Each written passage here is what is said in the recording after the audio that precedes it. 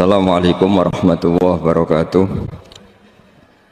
Bismillahirrahmanirrahim. Nahmaduka ya ghafuru ya syakuru. Mashalli wa sallim barik ala sayyidina maulana Muhammadin wa ala alihi wa sahbihi asma'in. Saya akan ngaji tentang betapa mudahnya berbuat baik dan betapa mudahnya bersosialisasi yang jadi kebutuhan sosial masyarakat. Kemudian di saat yang sama sebagai kebaikan menurut Islam. Ini saya baca kitab yang sangat otoritatif, yaitu kitab Sahih Muslim, di mana kita tahu dalam Islam pegangan ahli sunnah wal jamaah juga pegangan ulama seluruh dunia adalah Al-Kutubus Sittah, kitab 6 diantaranya yang hadis Bukhari Muslim. Di sini ketika Nabi ditanya tentang beberapa kebaikan, yaitu dari pertanyaan ayul a'mali afdol, amal apa yang terbaik, di antaranya Nabi menyebut sekian, iman billah, iman kepada Allah Ta'ala. Kemudian ini yang penting dilakukan semua pemimpin, oleh bupati, oleh wakil bupati, oleh seluruh pemimpin, baik struktural maupun kultural, maupun pemimpin kecil, yaitu di keluarga. Yaitu Nabi ngendikan di antara misi Islam adalah memerdekakan budak. Kemudian ada yang lagi tanya lagi, fa'illam af'al.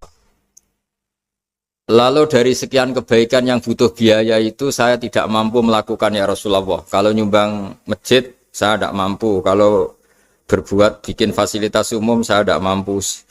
Ada yang sekian pertanyaan dari sahabat, kalau misalnya kebaikan yang butuh biaya kami tidak mampu, termasuk di sini disebutkan kemampuan berhaji, kemampuan zakat, kemampuan sedekah, kalau semua itu kami tidak mampu ya Rasulullah. Kata Nabi, tu'inu shani'an aw tasna'u li akhirat. Ini di Sahih Muslim di bab iman dengan judul Babu bayani kaunil iman billah afdalal a'mal. Kalau saya tidak mampu semua melakukan itu ya Rasulullah, yaitu melakukan kebaikan yang butuh biaya, kayak bangun masjid, bangun jalan, bangun fasilitas-fasilitas publik. Tu'inu shani'an aw tasna'u li akhirat. Tu'inu nulungi sira shani'an ing wong sing ahli sun'ah, ahli kreatif atau ahli, kalau orang sekarang itu bilang dia pekerja rumahan atau production house atau apa saja. Autas nauli akhrat, atau kamu membantu orang yang tidak punya pekerjaan. Terus sahabat masih tanya, aro'aita indo'iftu an ba'dil amal. Kalau semua kebaikan aktif saya tidak mampu melakukan ya Rasulullah, kebaikan menolong orang lain, kebaikan yang bersifat aktif. Jawabnya Nabi, dan ini pegangan saya, pegangan kita semua, panduan dari Rasulullah SAW, Nabi ngendikan, takufu syarro ka'anin nas, fa'innaha sodakotun minka ala nafsik. Ya, saya ulang lagi, takufu syarro ka'anin nas, fa'innaha sodakotun minka ala nafsik. Kamu dalam berislam cukup menjaga supaya kejelekan kamu tidak punya imbas pada orang lain. Ya, ini penting dalam Islam. Jadi kalau tidak bisa berbuat baik, potensi keburukan kita jangan sampai menimpa orang lain. Keburukan itu bisa kejahatan kriminal, bisa kejahatan pidana atau merugikan orang lain, atau kejahatan yang tidak sampai kriminal tapi mengganggu orang lain. Misalnya contoh gampang ini, saya sumpek-sumpeknya sendiri ingin jalan-jalan, main di teman yang di jam kerja.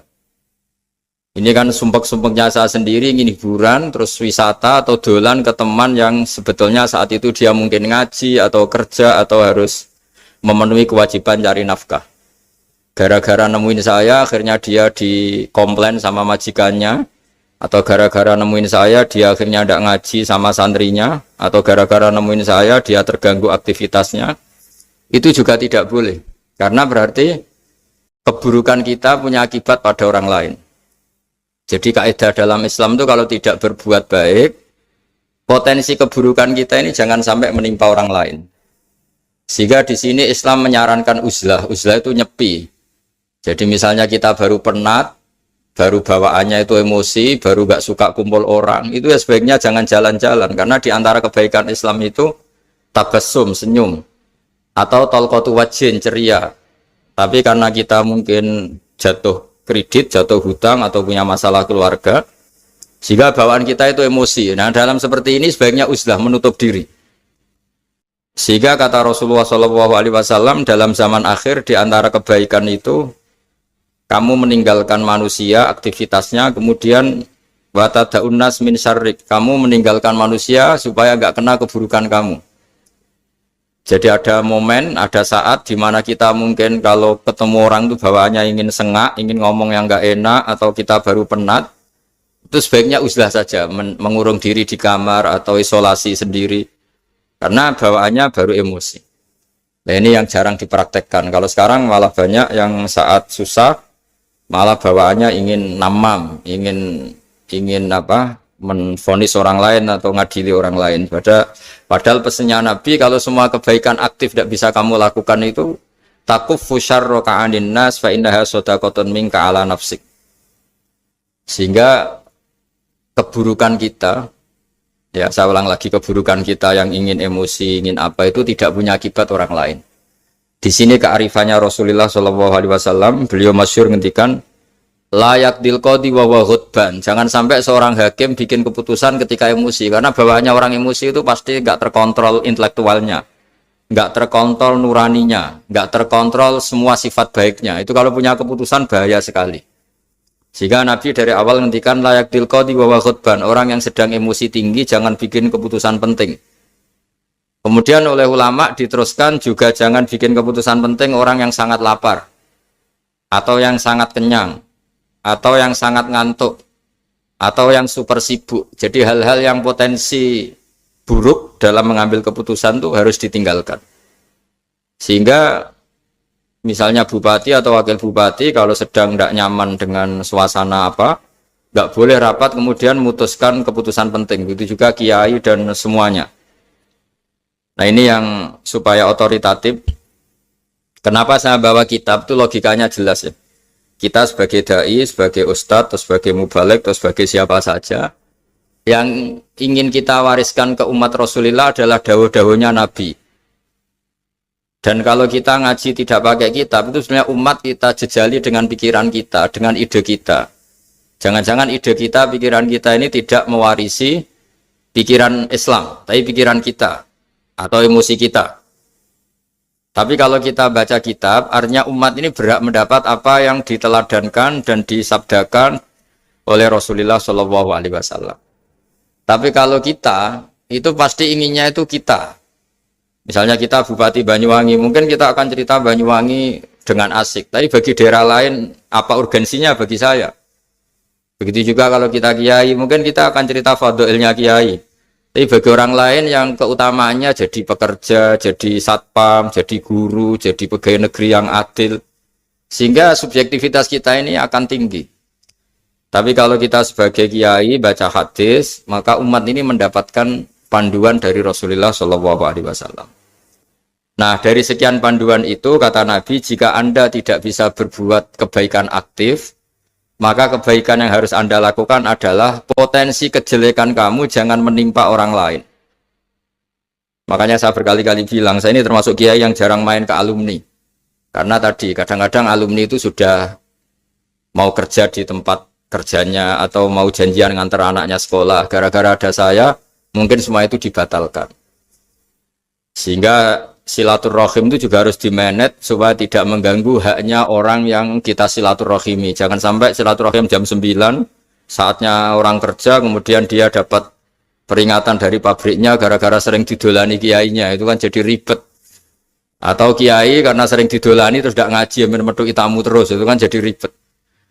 Apapun itu, sehingga orang itu harus berpikir perilakunya itu tidak punya akibat la doror wala diror. Jangan mengganggu dirinya, juga jangan mengganggu orang lain. Ini oleh Nabi disebut takuffu syarra ka'adin nas fa innaha shadaqatun minka ala nafsik.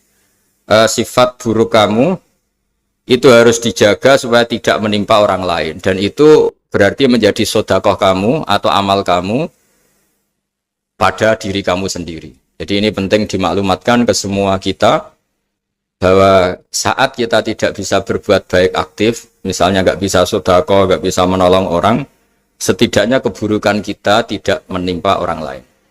Nah, termasuk keburukan yang terselubung adalah kita punya pikiran yang menurut kita ini hebat, tapi bagi orang lain mungkin bahaya. Misalnya kita punya pikiran ingin jadi orang kaya raya yang dermawan. Itu artinya kan pikiran baik karena ingin jadi dermawan. Tapi artinya bayangkan orang lain tuh miskin semua butuh derma kamu. Mana mau orang lain kamu bayangkan miskin butuh derma kamu. Orang lain juga bayangkan dirinya kaya gak butuh derma kamu. Itu namanya kebaikan yang subjektif. Kamu ingin jadi kiai yang ngajarin orang banyak. Oke, itu baik. Tapi kan berarti kamu bayangkan orang lain gak bisa ngaji terus kamu saja yang bisa ngaji sehingga kamu yang ngajarin. Ya sudahlah, kebaikan itu udah usah muluk-muluk seperti itu. Jadi apa yang ditakdirkan kita jadi bupati ya jadi yang baik, menolong pekerja-pekerja yang baik. Saya kemarin diceritain banyak oleh Mas Anas aktivitas Pemda Banyuwangi yang menolong banyak orang, juga masyarakat juga saling menolong dan seterusnya dan terusnya. Jadi ini jelas maksud saya supaya bupati dan semuanya pemimpin melakukan kebaikan itu berdasar panduan dari Rasulullah SAW, di mana di antara aturan yang dianjurkan beliau adalah aktivitas kita sebagai manusia adalah tu'inu soni'an au tasna'uli akhraq. Ya, saya ulang lagi, saya ulang teks hadisnya secara lengkap supaya dapat berkahnya Rasulullah SAW. Ada beberapa pertanyaan dari sahabat, ya Rasulullah, jika saya tidak bisa berbuat baik yang berbiaya atau tidak bisa berbuat baik yang aktif, apa yang saya harus lakukan? Nabi ngendikan tu'inu shani'an aw tasna'u li asra. Kamu membantu orang yang pekerja atau kreatif, orang-orang yang kreatif atau pekerja apa saja kamu bantu, dan bantu orang yang tidak punya pekerjaan. Terus ditanya lagi, qultu ya Rasulullah ara'aita in dha'iftu an ba'dil amal. Bagaimana kalau itu pun saya tidak bisa ya Rasulullah? Terus Nabi ngendikan tafuqifu syarraka anin nas fa innaha shadaqatun minka ala nafsik. Yang penting keburukan kamu tidak menimpa ke orang lain, dan itu bagian dari sedekah kamu. Nah, perlu saya ingatkan ke semua kita lah. Makanya pentingnya membaca umat Islam dengan ilmu ushul fikih. Saya berkali-kali bilang, jika ada seseorang tidur, itu jangan kamu baca sebagai tidur yang meninggalkan tahajud, meninggalkan sholat qiyamul lail, meninggalkan wiridan di malam hari. Tapi juga bacalah saat itu dia tidak dugem, tidak maksiat, tidak narkoba. Sehingga barokahnya ilmu itu ada respek pada umat Islam yang tidur. Karena tidur itu juga ada fungsi meninggalkan sekian maksiat, sekian kriminalitas. Tapi kalau kita kulino tidak baca dengan ilmu, maka melihat orang tidur itu ya kayak meninggalkan tahajud, meninggalkan wiridan, meninggalkan qiyamul lail. Sehingga bawaannya kita ini akan kurang respek. Tapi kalau kita membacanya dengan ilmu, orang yang tidur di malam hari, maksudnya ya sudah sholat isya, itu ada sekian potensi maksiat yang dia tinggalkan. Dia tidak ngerasani orang, tidak adu-adu orang di medsos, dia tidak dugem, tidak meninggalkan. Pokoknya ada sekian kebaikan dalam saat tidur itu. Ini barokahnya ilmu. Tanpa ilmu kita tidak bisa respek seperti ini. Karena bawaannya akan, oh ini malam-malam tidak tahajud, tidak wiridan, tidak apa. Tapi kalau kita dengan ilmu, itu akan membaca dengan tidur, artinya orang tidak maksiat, tidak dugem, tidak ngerasain orang, tidak ngata-ngatain orang. Nah di sini sadaqallahul azim ketika ngendikan wa min ayatihi manamukum billaili wan nahar. Termasuk ayat Allah itu orang tidur.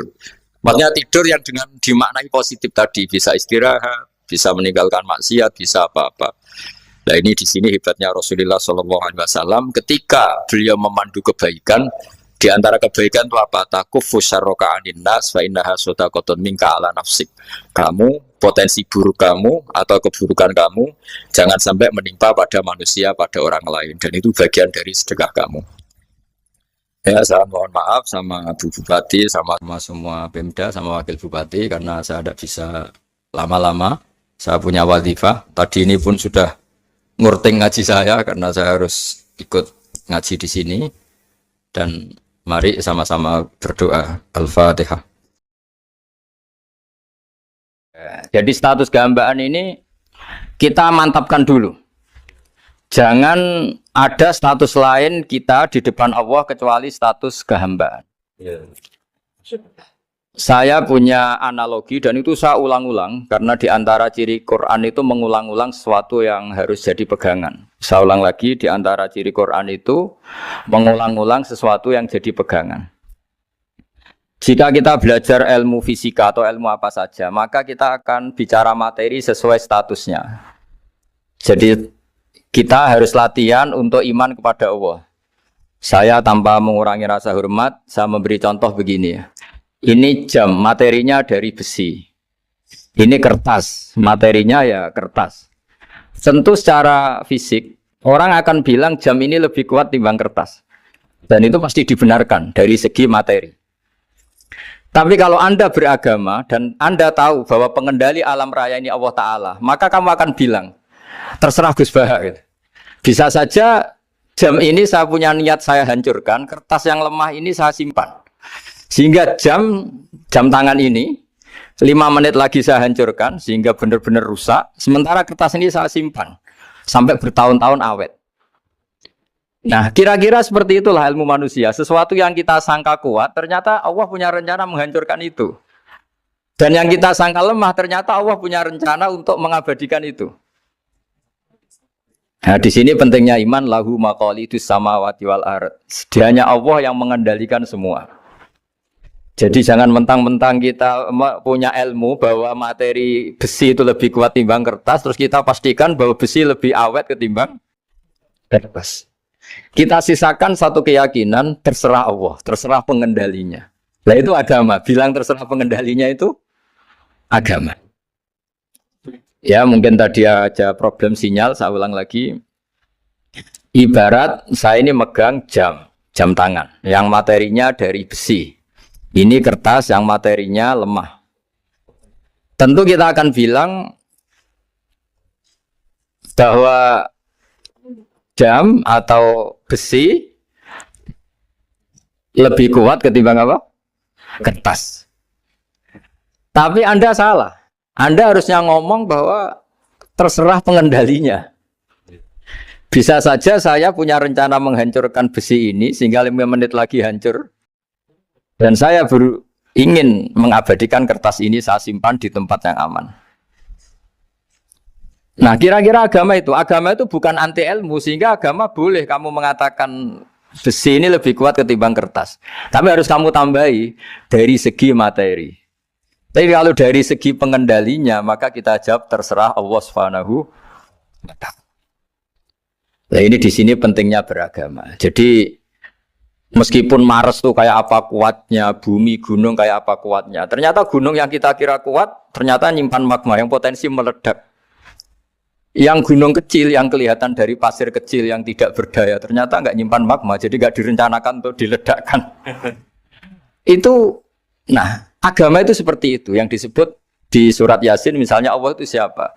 Biyadihi malakutu kulli, yang dalam kendalinya itu semuanya di alam raya ini. Sehingga di kehidupan nyata juga sama. Ada orang yang nekuni ilmu ekonomi, tapi miskinnya Masya Allah. Ada yang gobloknya Masya Allah tapi kaya. Ada kiai yang punya doa banyak, hidupnya biasa. Yang nggak punya doa kaya. Itu saya pernah baca di sebuah hadis qudsi. Ada riwayat begini. Nabi Musa ketemu Allah ditanya. Limadza kata Allah. Kenapa saya memberi rezeki orang yang bodoh? Mak itu orang yang bodoh sekali. Kadang tak ciptakan dia jadi orang kaya. Dan yang pintar ekonomi kadang tak ciptakan jadi orang miskin. Si Nabi ini tanya, kenapa ya Allah? Supaya dia tahu yang mengendalikan rezeki itu saya, bukan ilmunya dia. Katanya. Jadi banyak orang, misalnya kita yang pintar, dipekerjakan orang yang nggak pintar. Yang punya pabrik tidak pintar, mengerjakan orang yang pintar. Jadi ya kira-kira agama itu seperti itu. Sehingga dalam kita beragama itu yang paling ditekankan itu tawadhu. Tawadhu itu merasa sopan atau memang sopan betul. Kalau dalam Ihya disebut, jika Anda tidak bisa tawadhu secara rasa, tawaduklah secara ilmu. Saya ulang lagi ya, sekiranya Anda tidak bisa tawaduk secara rasa, tawaduklah secara apa? Ilmu. Karena ilmu itu akan abadi. Saya beri contoh begini, saya ini kan misalnya kiai di kampung saya atau di kecamatan saya. Saya mungkin bisa merasa hebat karena saya tokoh di sini. Tapi pastikan sebelum ada saya yang bernama Baha ini, agama sudah jalan. Dan di daerah lain yang nggak kenal saya juga agama sudah jalan. Betapa tidak pentingnya saya di kawasan-kawasan yang nggak butuh saya atau di era yang sebelum ada saya. Nah dengan ilmu seperti itu orang pasti tawaduk karena dia tahu daerah yang nggak ada saya ternyata ya ada masjid, ada agama. Periode yang sebelum ada saya juga agama jalan. Sehingga kita tidak kumo luhur, wah kalau nggak ada saya agama nggak jalan. Zaman Wali Songo tidak ada saya agama ya jalan. Ekonomi juga gitu. Kalau Anda pakar ekonomi yang mensejahterakan rakyat, cara tawaduk itu kalau nggak bisa dengan rasa, dengan ilmu. Sebelum ada kamu banyak orang kaya. Banyak orang yang nggak kenal kamu juga kaya. Banyak periode yang saat itu udah ada Anda juga kaya. Berarti Anda ini tidak siapa-siapa.